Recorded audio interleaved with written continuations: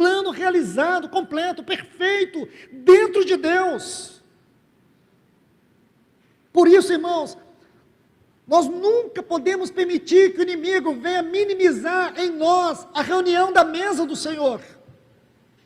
Nós não podemos permitir que os nossos sentimentos, nossas emoções, sejam frias, que sejamos indiferentes, quando nós estivermos diante da mesa e pudermos meditar nessa tão grande salvação que nós temos.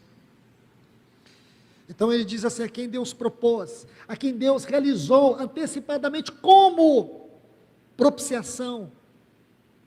E você tem que lembrar que essa palavra propiciação, ela precisa ser entendida com aquela figura do propiciatório, que estava lá no lugar santíssimo, era a tampa da arca. E naquela tampa havia 2 querubins com as suas faces voltadas, como que estivessem olhando para dentro da arca, uma figura sugestiva. E quando o sumo sacerdote entrava ali uma vez por ano, com aquele sangue do cordeiro, ele aspergia sobre o propiciatório. Essa palavra propiciação, ela vem de um termo grego, e a tradução desse termo significa remover a ira. Remover a ira. Porque Deus não é como o homem, irmãos. Eu preciso que você entenda isso. Deus não é como o homem. Se você está irado, existem muitas formas de aplacar a sua ira. A pessoa pode reconhecer o erro, ela pode te oferecer favores, ela pode te subornar. Existem muitas maneiras de remover a ira. Deus não. Quando Deus, ele ira, a sua ira tem que ser derramada. A ira de Deus não retorna. A ira de Deus não retorna. Deus não é como o homem. A nossa ira retorna, a ira de Deus não. Então você pode imaginar que desde aquela queda, todos nós nascemos filhos da ira. A ira de Deus está sobre o homem. Todos pecaram. Agora o que é que Deus fez com a sua ira? Imagine isso. É o que Isaías descreveu. Deus esmagou o seu filho. A ira que era contra nós, Ele recebeu. Ele recebeu a ira que era contra nós. Toda a ira foi derramada sobre Ele, para que nós nos tornássemos os amados filhos de Deus. Que tipo de Salvador nós temos, irmãos? Ele assumiu nosso estado de condenação, de culpados, e ainda recebeu toda a ira contra os nossos pecados sobre sua vida. Mas graças a Deus, porque hoje nós podemos aqui celebrar que aquele que recebeu toda a ira contra os nossos pecados, toda a ira da culpa, da condenação dos nossos pecados, Ele ressuscitou. Irmãos, eu não tenho palavras para poder descrever isso para vocês. Tanto o amor de Deus como o amor de Cristo em se entregar por nós. Eu peço que o Espírito Santo ilumine o seu entendimento nessa manhã. Porque quantas vezes nós nos sentimos esmagados pelas frustrações, pelas decepções, pelas carências. Quantos de nós temos carências de afetos, de amor? Quantas pessoas fazem tratamentos psicológicos por causa de carência de amor? Quantas pessoas sofrem porque não são correspondidas? Eu sinceramente eu não sei por que você sofre por isso, porque você não merece sofrer por isso. Porque ninguém tem amor maior do que esse. Porque as pessoas talvez que você esteja mendigando o amor deles, não morreria por você. Não assumiria a sua culpa. E o amor com que Deus te amou, em Cristo Jesus, é um amor que tem que te curar para sempre. Se você sofre disso, é porque você não compreendeu, e não desfrutou, e não desfruta do poder terapêutico do amor da cruz. Sinceramente, irmãos, eu preciso dizer isso para vocês. Se você vive mendigando o amor dos outros, pare. Pare. Porque o amor dessas pessoas não se compara com o amor com que você foi amado naquele Calvário. Se você fosse a única pessoa perdida, assim como estava Adão, ele teria vindo aqui e teria procurado por você. E teria te encontrado, e teria sacrificado o filho dele por você. Então olha o que diz: a quem Deus propôs como propiciação pela fé no seu sangue, para manifestar a sua justiça. Justiça. Você consegue ver essa relação do sangue com a justiça de Deus? Isto é, a justiça de Deus tinha que ser satisfeita.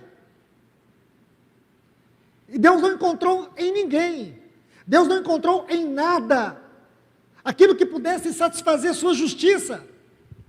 E por quê? Porque a justiça de Deus só poderia ser satisfeita por alguém que estivesse à altura dele. Alguém que estivesse à altura da sua justiça. Aí você compreende por que Cristo. Porque cordeiros não podiam satisfazer a justiça de Deus. As pessoas ficaram como que cobertas. Cobertas. Elas estavam cobertas no Antigo Testamento. A verdadeira obra foi aquela da cruz. Os sacrifícios apontavam para a cruz. Agora, por favor, aqui vamos para a Epístola aos Hebreus, para que possamos adiantar. Este capítulo 9, ele tem 3 partes. 3 partes. Na primeira parte deste capítulo 9 da Epístola aos Hebreus, e quero adiantar para vocês, aqui está a maior exposição doutrinária, bíblica, doutrinária, acerca do sangue de Cristo. Então, na primeira parte, ele vai falar desta figura, ele vai falar dessa tipologia, ele vai levar nossa mente para o Antigo Testamento, ele vai levar-nos a ver o tabernáculo, ele vai nos levar para o dia da expiação, ele vai nos mostrar isso. É isso que ele vai mostrar. Então, ele faz essa exposição, mas eu quero chamar a atenção a partir do versículo 8, do capítulo 9 de Hebreus. Ele diz: significando, trazendo sentido, trazendo clareza, trazendo uma explicação, o Espírito Santo, aqui, ele está mostrando, ele diz, significando com isso, mostrando com isso, revelando com isso, explicando com isso, o Espírito Santo, que o caminho do lugar santo não havia se manifestado. Ora, como? O que o Espírito Santo está mostrando? Aqui, irmãos, é a explicação entre a tipologia e a realidade. O que o Espírito Santo está mostrando para nós? O Espírito Santo está mostrando é aquilo que havia em Deus, aquilo que Adão não conseguiu alcançar, aquilo que Adão não conseguiu desfrutar. O que significa que aquela prova, aquilo que Deus disse sobre a árvore do conhecimento do bem e do mal, aquilo é a cruz como um princípio eterno em Deus. A cruz como princípio eterno em Deus. Nós temos 3 aspectos aqui da cruz. Primeiro, aqui, Gênesis, capítulo 3, a cruz como princípio eterno em Deus. Depois nós temos a cruz de Cristo, aquela na qual ele morreu. E terceiro, nós temos o caminho da cruz. O caminho da cruz. O caminho no qual nós somos chamados a andar, a negar a nós mesmos. Então entenda esses 3 aspectos da cruz. E aqui, justamente aqui, Adão teria que passar pela cruz, como princípio eterno em Deus, chamado o caminho da obediência. E ele falhou, e esse caminho foi fechado. Foi fechado, entenda isso, esse caminho foi fechado.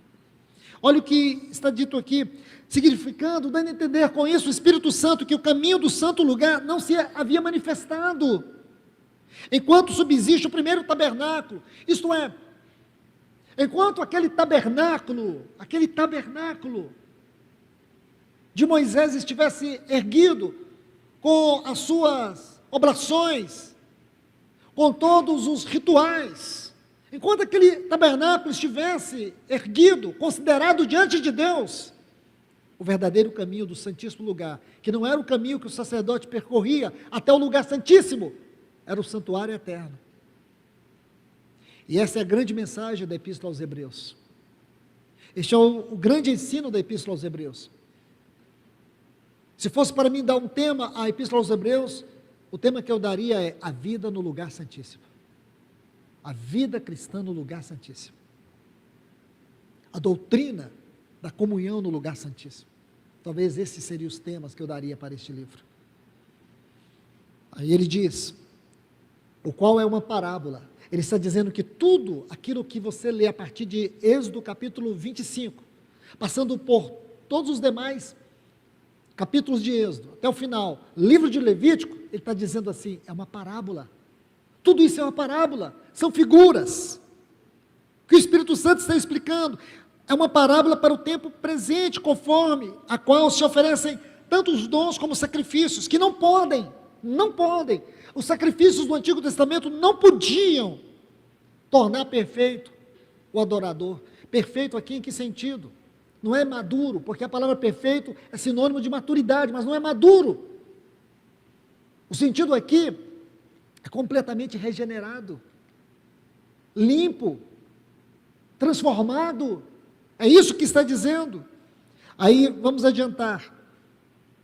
Sendo somente uma ordenança de carne imposta até o tempo da reforma.